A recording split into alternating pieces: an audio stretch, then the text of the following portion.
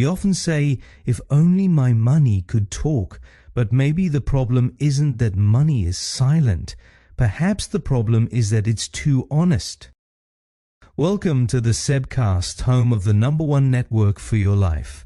Here we turn our beloved stories upside down, look at what history may have overlooked, and discover together how Jesus invites us into a bigger story right where we live, work, and play. Because you see, money doesn't lie, it doesn't keep secrets, it doesn't deceive you, it simply shows where your heart is already moving. Jesus said this long before bank statements, credit cards, or apps. Where your treasure is, there your heart will be also. Or where your heart is not going to be. Or where your heart is.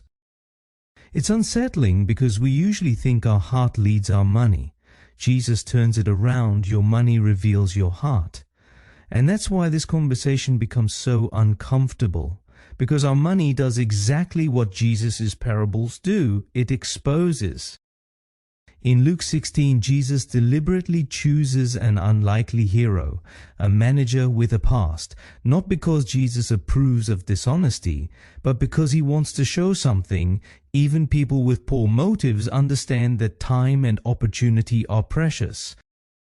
And that's the shock. Not that money can talk, but that people who live only for this life sometimes live more awake than people who say they believe in eternity. Here's the tension. We live in a world that teaches us to manage money, but not to read it.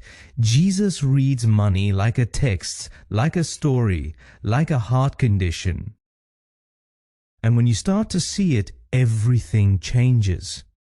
At the SA congregation, we talk about the #1 network for your life, not because we believe people need another program, but because no one is formed alone. Money shapes you, but who helps you interpret it correctly? A network does that, a community does that, a church does that, because the danger isn't that money has power, the danger is that it remains untouched, unquestioned, and unexamined. Jesus doesn't invite us to become poorer, he invites us to become wiser, to ask, what does my money say about what I really love? What does it say about what I fear? What does it say about what I trust? Because before money ever becomes a spiritual issue, it's an attention issue. And maybe this first episode isn't a call to do something, but to notice something. Because money is already speaking. The question isn't whether you hear it, but whether you're willing to listen.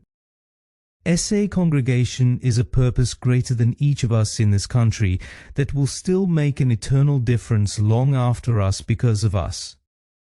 Until tomorrow, take care.